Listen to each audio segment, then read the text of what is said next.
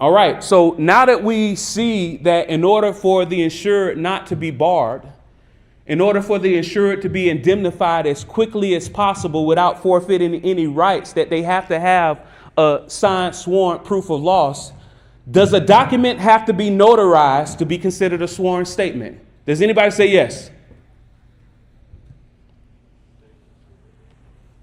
State specific. Is there attorneys that said it? Or is you, Derek? I don't know. All notarized documents are sworn, but not all sworn documents are notarized. All right, to make a signed document a sworn statement, often called an unsworn declaration or sworn declaration, you must include a statement explicitly declaring that the information is true under penalty of perjury.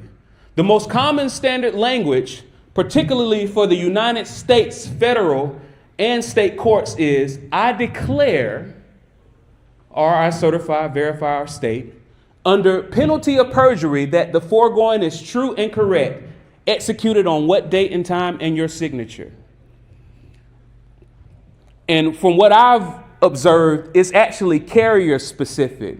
Some carriers have in their duties after a loss section that it needs to be a signed sworn statement. Some carriers have a notarized signed sworn statement, but that's even more reason why you need to read the duties after a loss to make sure you understand what their definition is. Now, me personally, I would just go ahead, if you have the means and the insured is available, go ahead and get it notarized just to eliminate any ambiguity, all right, or any confusion. But you don't have to have it notarized in order for it to be sworn.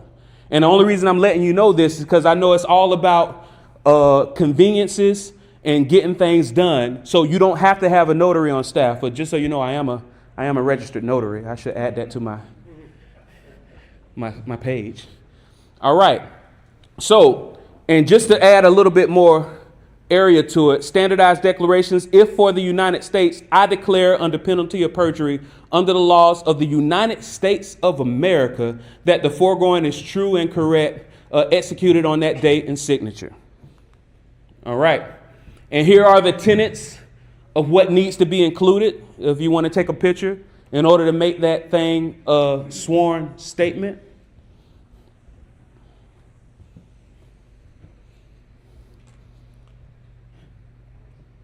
And just in case you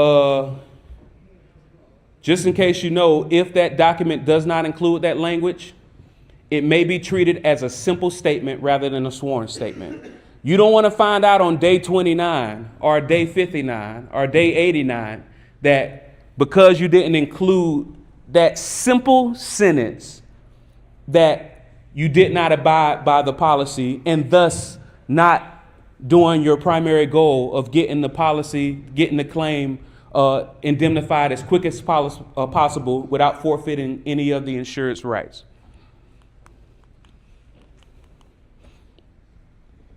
And that's just a little bit more pretty.